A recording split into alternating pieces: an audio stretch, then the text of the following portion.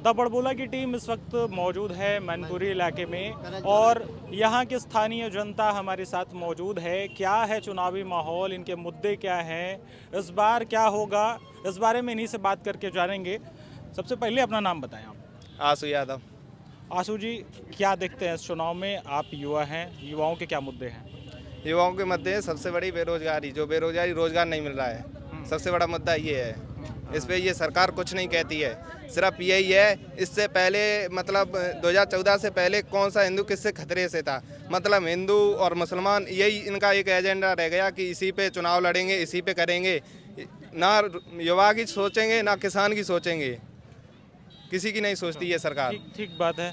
अच्छा ये बताओ कि लॉ एंड ऑर्डर की जो बात कर रही है सरकार, उससे कितना इत्तेफाक रखते हो कि बहुत बेहतर लॉ एंड ऑर्डर हो गया है, माफियाओं पे एक्शन किया गया है? ये इन्होंने बनाया ही कहाँ है?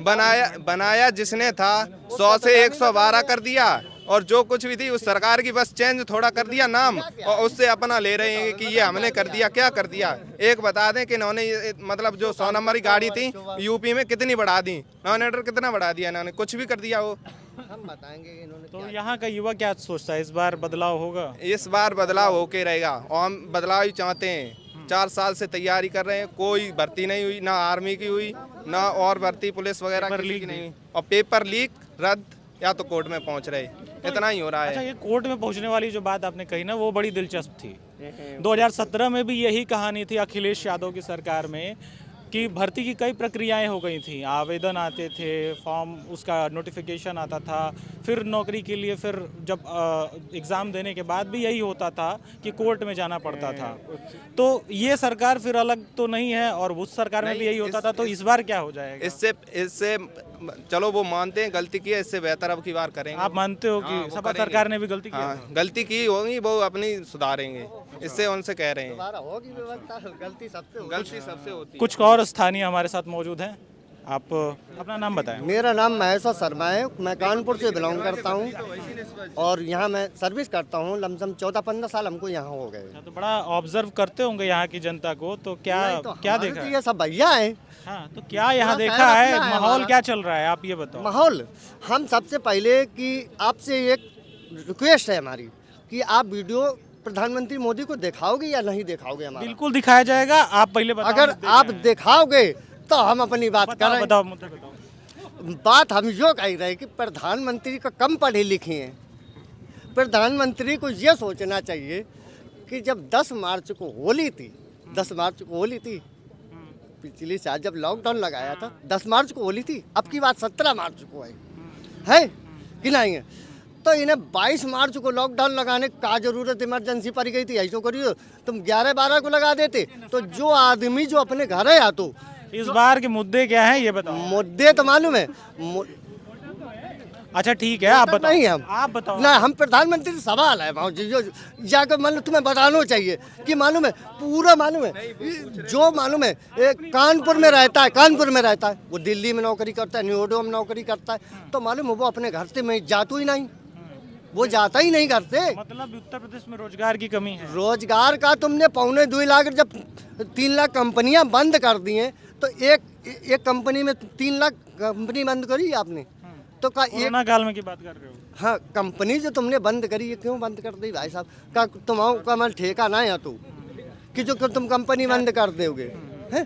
खैर, कुछ और लोग भी हमारे साथ मौजूद हैं। तुम प्रधानमंत्री हो, फिर भी हम ये कहना चाहता हूँ कि ऐसी तानाशाही मत करो कि जब 700 किसान मर गए बेचारे, और 22 मजदूर मर गए हमारे।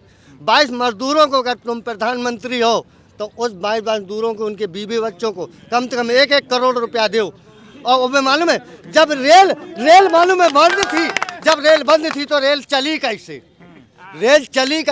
हम लोग बहुत पैदल जा रहे हैं, हम लोग पैदल जा, भैया हम लोग पैदल जा रहे हैं, ठीक है, और तुम रेल चला दे, वो 22 आदमी मर गए। 22 कटे थे आदमी, 22 आदमी कटे थे कि नहीं कटे थे, बताओ। नहीं, बिल्कुल। कुछ और लोग भी हमारे साथ मौजूद हैं। आप अपना नाम बताइए। रोहित नंदन। चलिए, इस बार युवा क्या सोच रहा है मैनपुरी? युवा यही सोच रहा है बदलाव हो।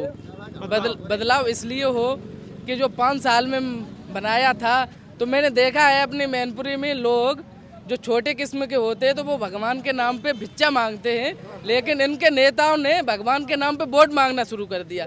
तो मैंने तो यह सोचा है, मैंने तो यह सोचा है कि मैंने यह सोचा है कि जब मतलब राम के नाम से वोट मांग रहे हैं तो अच्छा है, जैसे रोजगार तो आपने निकाला नहीं, अगर 5 साल में कोई रोजगार निकाला होता तो अच्छा है। तो ऐसा था कि जब राम मंदिर आप बनवा रहे हैं तो उसकी सीढ़ियाँ पहले बनवानी थी इनको। सीढ़ियाँ इसलिए बनवानी थी जो बेरोजगार लड़के हैं तो वो वहाँ पे बैठ के भिक्षा भी मांग सके, क्योंकि रोजगार तो आपने दिया नहीं। और दूसरी बात यह रही कि मैं अभी दीपावली पे अपने यहाँ पे बाजार में आया तो मैं 500 रुपये में सिर्फ अपने घर पे वही चीज़ लेके जा पाए जो मतलब ज़्यादा ज़रूरी था। ज़्यादा ज़रूरी तो खाने वाली चीज़ ज़्यादा होती है। अब जो मैं पहले पैकेट 10 रुपये वाला था वो 90 रुपये में मिल रहा था मोमबत्ती का, तो मैंने अपने घर पे दीपक ही नहीं जला पाए। अब रही बात तेल की, तो तेल भी 250 रुपये किलो था। तो इस बार तो जो अब ये दीप उत्सव महंगाई कह रहे हो? हाँ, महंगाई तो हो जाएगी, जब बेरोजगार इतने होंगे तो महंगाई तो वो अपने आप ही बढ़ेगी।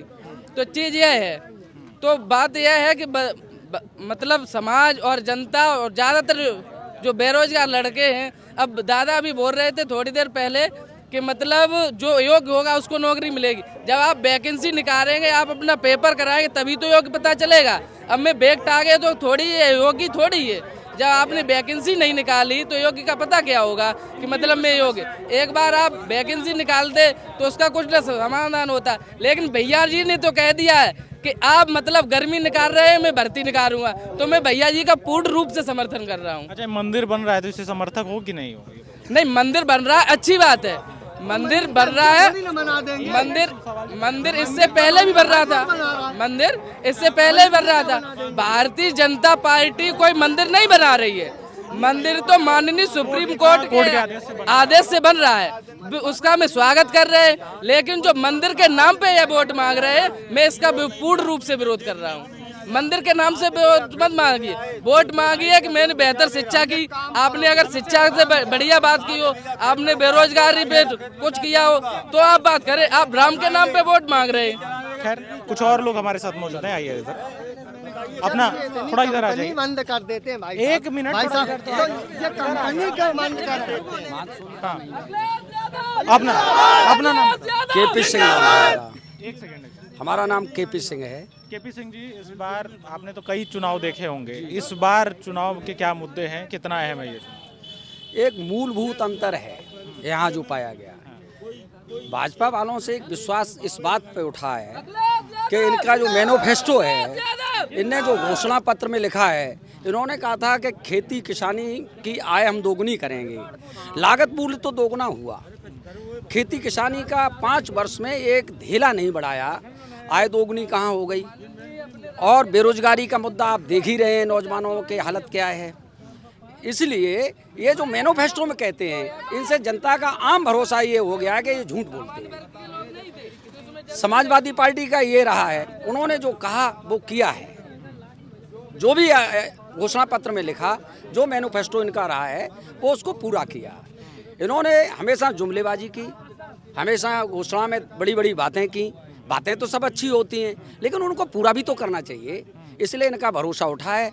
इसी तरह से भोगांव सीट पे इन्होंने हमारे शाक्य बंधुओं को और मुख्यमंत्री के बहाने सारे वोट ले गए और उठा के वहाँ मुख्यमंत्री बनाया नहीं। आज स्थिति है कि एक वहाँ शाक्य बंधु समाजवादी पार्टी को वोट कर रहा है। तो ये इनकी जुमलेबाजी आप खुल गई किसको है। कि पिछले चुनाव किसको वोट दिए थे? हम समाजवादी पार्टी को दिए थे, इस बार भी देंगे।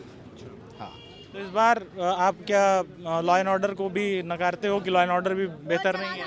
ये अफवाह फैलाते हैं, कहीं लॉ एंड ऑर्डर नहीं।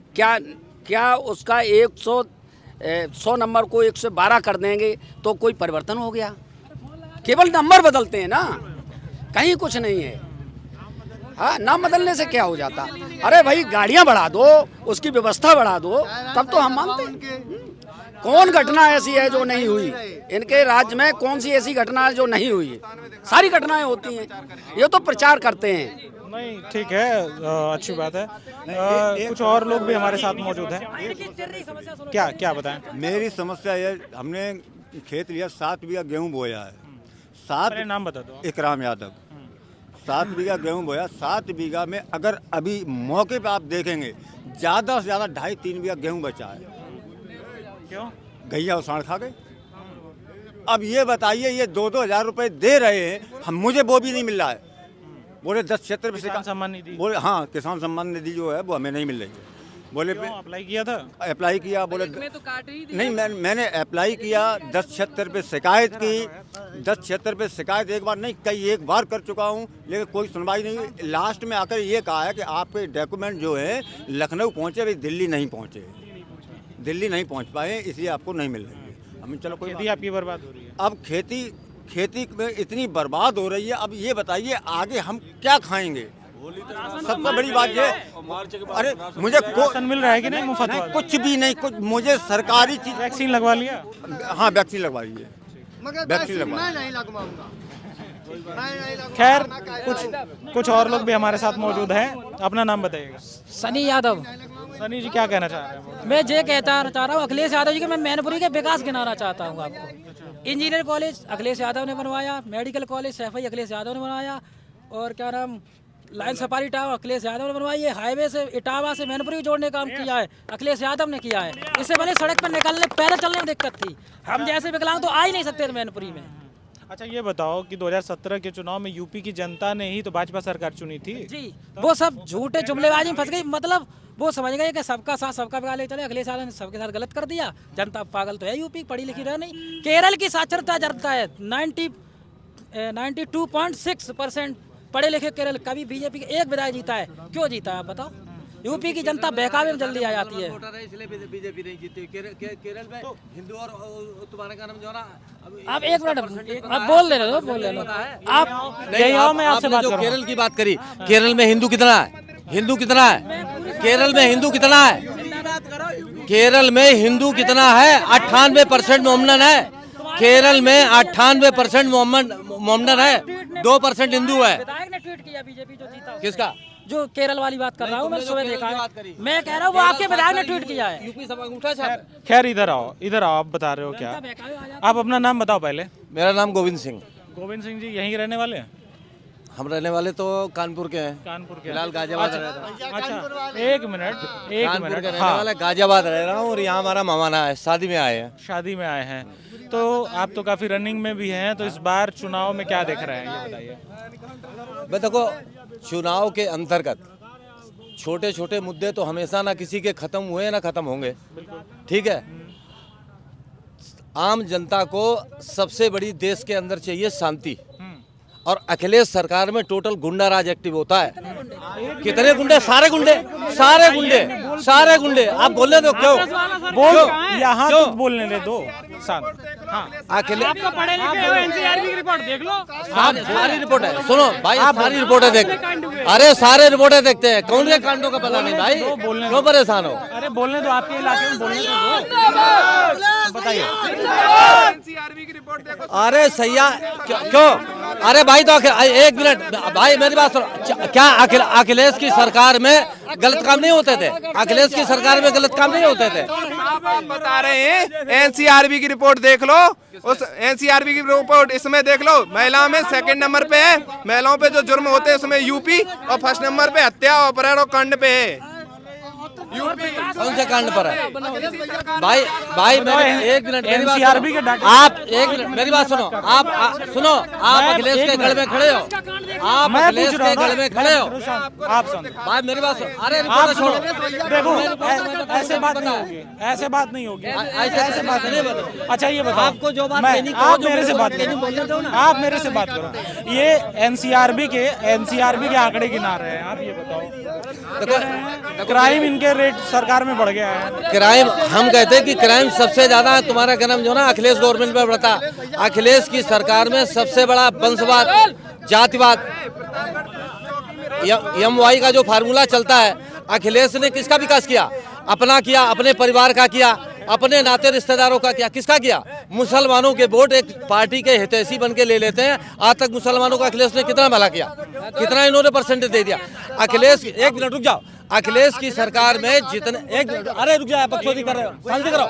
जो तुम्हें बोलना है यहाँ बोला, शांति करो। एक मिनट। अखिलेश गवर्नमेंट में जितना ये लगे हुए थे टीचर, संविदा पर जितने टीचर लगे हुए थे, अखिलेश सरकार अगर चाहती तो क्या सारे ये जितने बच्चे थे क्या इनको परमानेंट नहीं कर सकती थी? क्यों नहीं किया? नहीं किया। अब तो सभी बंद पड़ा खैर राजनीतिक माहौल काफ़ी गर्म है। खैर राजनीतिक माहौल काफ़ी गर्म है।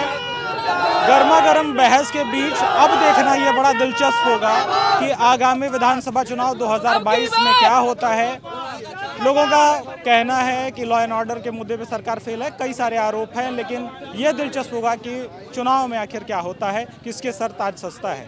बने रहिए द बड़बुल्ला के साथ, मिलते हैं अगली विधानसभा में, तब तक के लिए दीजिए इजाज़त, नमस्कार।